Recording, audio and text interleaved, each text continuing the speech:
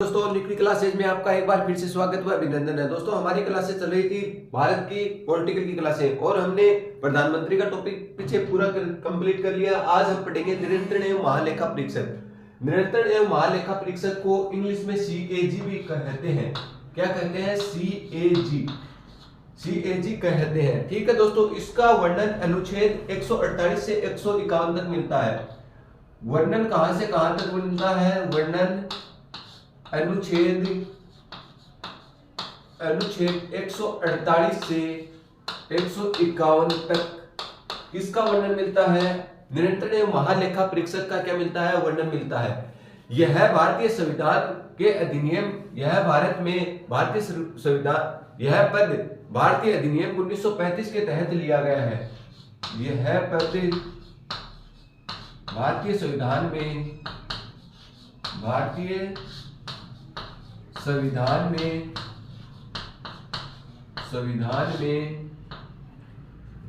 शासन अधिनियम, भारत शासन अधिनियम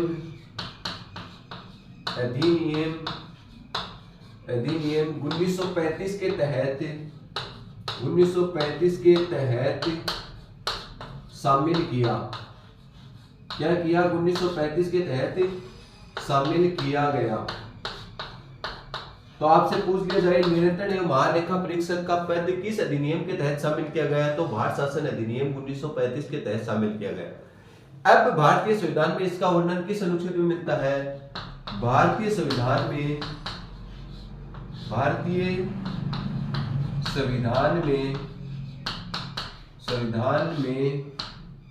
अनुच्छेद 48 में इसका वर्णन मिलता है। अनुच्छेद 148 में इस पद का वर्णन मिलता है।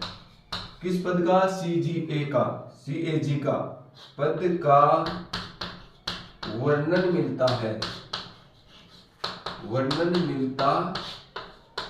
ये क्या काम करता है? यह केंद्र तथा राज्यों दोनों का क्या करता है? संपूर्ण वित्तीय प्रणाली। यह केंद्र व राज्य की संपूर्ण वित्तीय व लेखा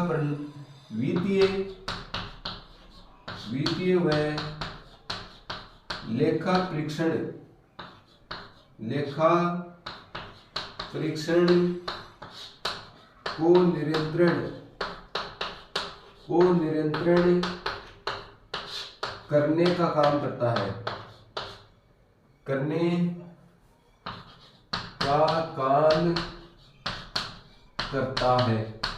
ठीक है दोस्तों, एक बात तो ये हो गई।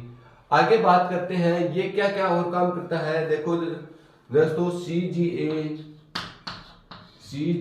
सार्वजनिक धन का संरक्षक। CAG सार्वजनिक धन का संरक्षक।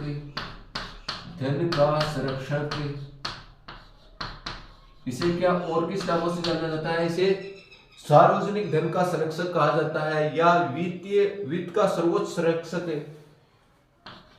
वित्त का सर्वोच्च संरक्षक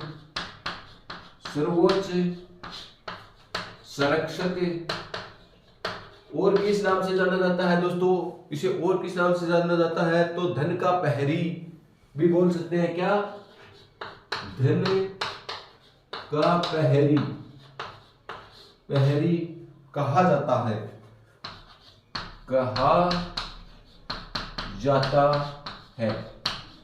पहली बात तो हमने क्या की थी? CGA नियंत्रण एवं महालेखा परीक्षक, इसका वर्णन इसे CAG कहा जाता है। इसका नियंत्रण अनुच्छेद 148 से 151 तक इसका क्या मिलता है? वर्णन मिलता है। यह भारत शासन अधिनियम 1935 के तहत हमारे संविधान में क्या किया गया था? नियंत्रण एवं महालेखा परीक्षक का पद को शामिल किया गया था। इसका भारतीय संविधान में वर्णन पूछे तो अनुच्छेद 148, ये बहुत बार दिल्ली पुलिस में तो 3-4 बार आया था। अब की बार इसका किसमें वर्णन मिलता है? नियंत्रण एवं महालेखा परीक्षक का वर्णन अनुच्छेद 148 में मिलता है। ठीक है दोस्तों, आगे बात करते हैं। यह केंद्र तथा राज्य की संपूर्ण वित्तीय व लेखा प्रणाली का क्या करता है? नियंत्रण रखने का काम करता है। ठीक है दोस्तों, सीएजी सार्वजनिक धन का क्या होता है, इसको किस किस नामों से जाना जाता है, तो सार्वजनिक धन का संरक्षक अधिकारी कौन होता है, सीएजी होता है। इसके बाद में करते हैं वित्त। वित्त का सर्वोच्च संरक्षक कौन होता है, वित्त का सर्वोच्च संरक्षण जो भी हमारी केंद्र सरकार व राज्य सरकार जितना भी वित्तीय खर्च करती है उसकी निगरानी रखने का काम कौन करता है, सीएजी करता है, या नियंत्रण एवं महालेखा परीक्षक करता है। दोस्तों धन का प्रहरी, क्योंकि ये धन की निगरानी रखने का काम करता है तो इसे क्या दूसरा नाम दिया जा सकता है, धन का प्रहरी किसे कहा जाता है। केंद्र तथा राज्य में धन का प्रहरी किसे कहा जाता है, तो नियंत्रण एवं महालेखा परीक्षक को कहा जाता है। दोस्तों एक बार आप इसका स्क्रीनशॉट लें, फिर हम आगे बढ़ेंगे। दोस्तों आगे बात करते हैं नियंत्रण एवं महालेखा परीक्षक। नियंत्रण एवं महालेखा परीक्षक की नियुक्ति कौन करता है, राष्ट्रपति करने का काम करता है मंत्री परिषद की सलाह पर। अब वो उसके पास क्या योग्यता होगी तो ही राष्ट्रपति उसे नियंत्रण एवं महालेखा परीक्षक पद पे नियुक्त करेगा। तो बात करते हैं वो क्या हो, ऑडिट कार्यों का विशेष अनुभव हो। ऑडिट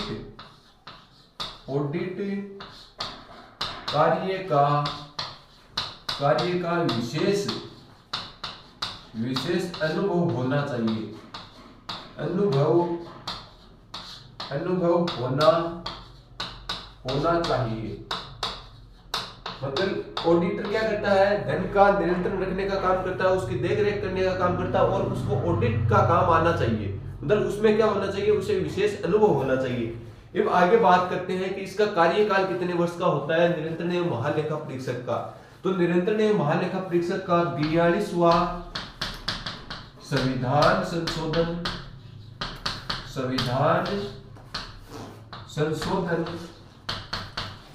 42वां संविधान संशोधन 1976 में हुआ था। के बाद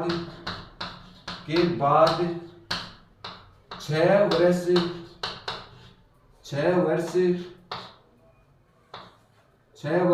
या 65 वर्ष जो भी पहले हो,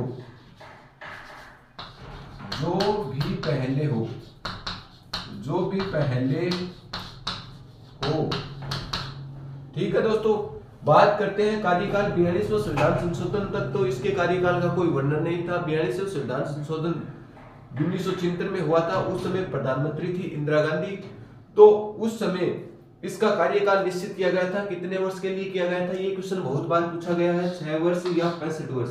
या तो उसके क्या होने चाहिए, 6 वर्ष का कार्यकाल हो जाए तो वो पद से क्या होगा, सेवानिवृत्त होगा, या उसकी उम्र 65 वर्ष से ऊपर चली जाती है, मतलब 64 साल 65 साल और उसके बाद में 66 साल हो जाती है और उसने कार्य करते हुए 4 साल हुए, तो भी वो क्या हो सकता है, इससे इन दोनों शर्तों से जो भी पहले होगा ना वो शर्त क्या होगी, मान्य होगी। ठीक है दोस्तों, तो 42वां संविधान संशोधन 1976 के बाद 6 वर्ष या उससे 65 वर्ष से जो भी पहले हो, ठीक है। इसे पद मुक्त किस प्रकार से, एक तो यह राष्ट्रपति को त्याग पत्र दे दे, तब यह राष्ट्रपति को त्याग पत्र दे देगा तो, अन्यथा महाभियोग द्वारा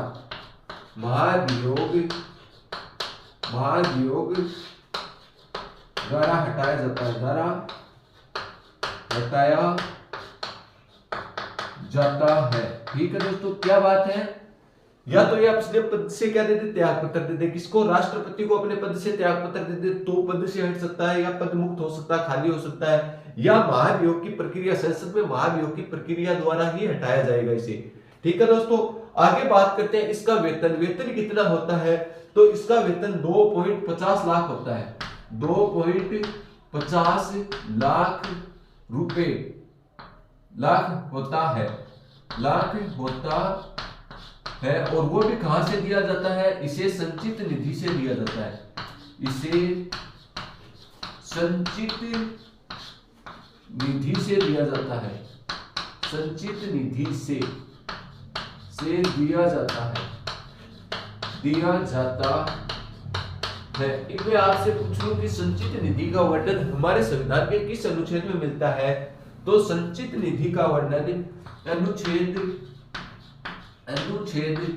266 के तहत 266 वन में संचित निधि का क्या मिलता है, वर्णन मिलता है। तो दोस्तों इसमें क्या था, योग्यता ही उसके पास क्या होनी चाहिए, ऑडिट कार्यों के लिए विशेष क्या होना चाहिए, उसको अनुभव होना चाहिए। दूसरी बात, इसका कार्यकाल कितने वर्ष का होता है, तो 42वां संविधान संशोधन 1976 के तहत या तो 6 वर्ष होना चाहिए या 65 वर्ष से पहले। 65 वर्ष के आगे जाते ये अपने कार्य से क्या हो जाएगा, पदमुक्त हो जाएगा। ठीक है दोस्तों, पदमुक्त का क्या बताया गया है कि राष्ट्रपति को एक तो त्याग पत्र दे दे तो पद से क्या हो सकता है, मुक्त हो सकता है, या क्या करे, वह महाभियोग की प्रक्रिया द्वारा, संसद के द्वारा महाभियोग की प्रक्रिया से इसे हटाया जा सकता है। जैसे राष्ट्रपति के विरुद्ध महाभियोग की प्रक्रिया चलती है, उसी प्रकार इसके विरुद्ध भी क्या चलानी पड़ती है, महाभियोग की प्रक्रिया चलानी पड़ती है हटाने के लिए। दोस्तों आगे बात करते हैं इसका वेतन कितना होता है, तो इसका वेतन 2.50 लाख रुपए होता है। और ये कहां से इसे दिया जाता है, तो संचित निधि से इसे दिया जाता है। बात करते हैं संचित निधि का वर्णन किस अनुच्छेद में मिलता है, तो अनुच्छेद 266(1) में किसका उल्लेख है, संचित निधि का उल्लेख मिलता है। ठीक है दोस्तों, एक बार आप इसका स्क्रीनशॉट लें, फिर हम इसके कुछ और दो अनुच्छेदों के बारे में पढ़ेंगे।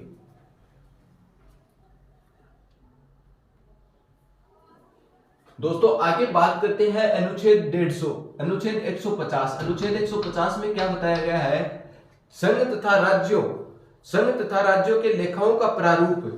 संघ लिख लो दोस्तों, संघ तथा राज्यों के लेखाओं का प्रारूप नियंत्रण एवं महालेखा परीक्षक, नियंत्रण एवं महालेखा परीक्षक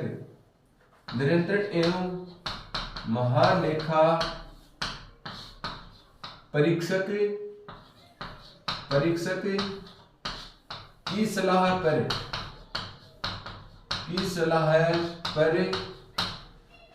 पर राष्ट्रपति तय करता है, राष्ट्रपति तय करता है। दोस्तों ये अनुच्छेद आपको समझ में नहीं आया तो मैं समझाता हूं, देखो क्या है, संघ तथा राज्य के लेखाओं का प्रारूप जो भी है, मतलब किस केंद्र शासित प्रदेशों व राज्यों को कितना कितना धन व्यय करना है या कितना कितना धन उन्हें उपलब्ध कराना है, इनका प्रारूप तैयार तो कौन करता है, नियंत्रण एवं महालेखा परीक्षक तो क्या करके लाता है, इसकी रिपोर्ट तैयार करके लाता है। और रिपोर्ट देने का काम अनुच्छेद 151 में करेगा। ये जो रिपोर्ट तैयार की है उसको देखते हुए राष्ट्रपति ये तय करता है कि किस राज्य को कितना धन देना है और कितना धन केंद्र शासित प्रदेशों को देना है, कितना धन संघ को देना है। ये किसकी रिपोर्ट पे तय करता है, नियंत्रण एवं महालेखा परीक्षक की रिपोर्ट पे तय करता है। ठीक है दोस्तों, नियंत्रण एवं महालेखा परीक्षक की रिपोर्ट पे ही तय करता है।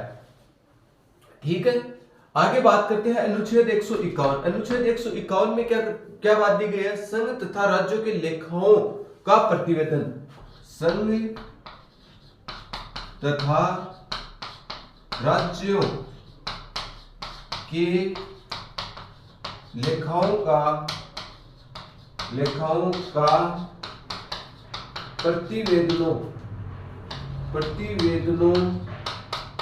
प्रतिवेदनों को नियंत्रण एवं महालेखा परीक्षक, नियंत्रण एवं महालेखा परीक्षक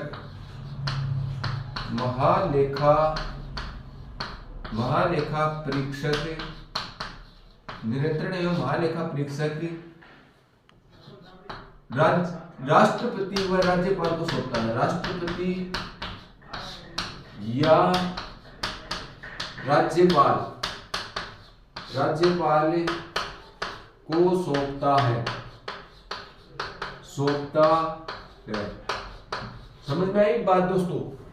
ये क्या करता है, राज्य में भी धन का बंटवारा करने का काम कौन करता है, राज्यपाल करता है। और केंद्र में कौन करता है, राष्ट्रपति करता है। तो इनके लेखाओं व प्रतिवेदनों का प्रारूप तैयार कर राज्य में तो किसे देगा, राज्यपाल को देगा, और केंद्र में किसे देगा, राष्ट्रपति को देने का काम करेगा। ठीक है, तो प्रतिवेदन तैयार करने का काम तो कौन कर रहा है, सीएजी कर रहा है, नियंत्रण एवं महालेखा परीक्षक कर रहा है। और प्रतिवेदनों को की रिपोर्ट बनाकर तैयार करने का काम किसका है, निरंतर महालेखा परीक्षक का, और देगा किसे? राज्यों में तो राज्यपाल को देगा, ठीक है, राज्यों में तो राज्यपाल को, और केंद्र में किसे देगा? राष्ट्रपति को देने का काम करता है। कौन करता है? निरंतर महालेखा परीक्षक। निरंतर महालेखा परीक्षक का वर्णन भारतीय संविधान के अनुच्छेद 148 से मिलता है, और इसका वर्णन, संपूर्ण वर्णन 148 से लेकर 151 तक मिलता है। दोस्तों हम बात करते हैं प्रथम सीएजी कौन थे हमारे देश के? प्रथम सीएजी, यहीं पर लिख लो, प्रथम सीएजी। प्रथम सीएजी कौन है दोस्तों? भारत देश के प्रथम सीएजी आपसे पूछ लिया जाए तो नरहरि राव, नरहरि राव, प्रथम सीएजी नरहरि राव। ये क्वेश्चन बहुत बार आया हुआ है। नरहरि राव क्या है? हमारे देश के प्रथम सीएजी थे, भारत के प्रथम सीएजी, ऐसे लिखो, भारत के प्रथम सीएजी। भारत के प्रथम सीएजी कौन है? नरहरि राव। ये नाम तो आपको रटना है, ठीक है दोस्तों। बाद में बात करते हैं वर्तमान में सीएजी कौन है। एक प्रश्न आ सकता है, वर्तमान में भारत के सीएजी, भारत के सीएजी कौन है? गिरीश चंद्र मुर्मू। गिरीश चंद्र मुर्मू है। गिरीश चंद्र मुर्मू क्या है? वर्तमान में सीएजी के पद पर कार्यरत है। तो वर्तमान में पूछे तो गिरीश चंद्र मुर्मू है, और प्रथम सीएजी आपको पूछे तो नरहरि राव है, और कार्यकाल पूछे तो 6 वर्ष या 65 वर्ष, या 65 वर्ष, जो भी पहले हो, ये मैंने बता दिया है। और इसका वर्णन पूछे भारतीय संविधान में, इसका वर्णन पूछे तो भारतीय संविधान में इसका वर्णन किस अनुच्छेद में मिलता है? भारतीय संविधान में वर्णन, भारतीय संविधान में वर्णन, संविधान में वर्णन, भारतीय संविधान में वर्णन अनुच्छेद 148 में मिलता है। अनुच्छेद 148 में देखो, अनुच्छेद 148 में क्या मिलता है? भारतीय संविधान में इसका वर्णन मिलता है। और ये प्रक्रिया ली कहां से गई है? भारत शासन अधिनियम 1935 में ली गई है। ये क्या करता है? वित्तीय लेखाओं को, प्रतिवेदनों को तैयार करने का काम करता है, और राष्ट्रपति व राज्यपाल को सौंपता है, ठीक है। ये था आपके निरंतर महालेखा परीक्षक। एक बार फिर से रिवीजन करवा रहा हूं। अनुच्छेद 148 से 151 तक किसका वर्णन मिलता है? सीएजी का वर्णन मिलता है। सीएजी का पद भारत शासन अधिनियम 1935 से लिया गया है, और इसका वर्णन भारतीय संविधान के अनुच्छेद 148 में मिलता है, ठीक है। बात करते हैं पर इसका कार्यकाल कितने वर्ष का होता है? कार्यकाल 6 वर्ष व 65 वर्ष, जो भी पहले होगा वो कार्यकाल होगा। योग्यता क्या होनी चाहिए? इसे ऑडिटिंग का क्या होना चाहिए? संपूर्ण तरीके का नॉलेज होना चाहिए। प्रथम सीएजी नरहरि राव थे, और वर्तमान में सीएजी कौन है? गिरीश चंद्र मुर्मू है।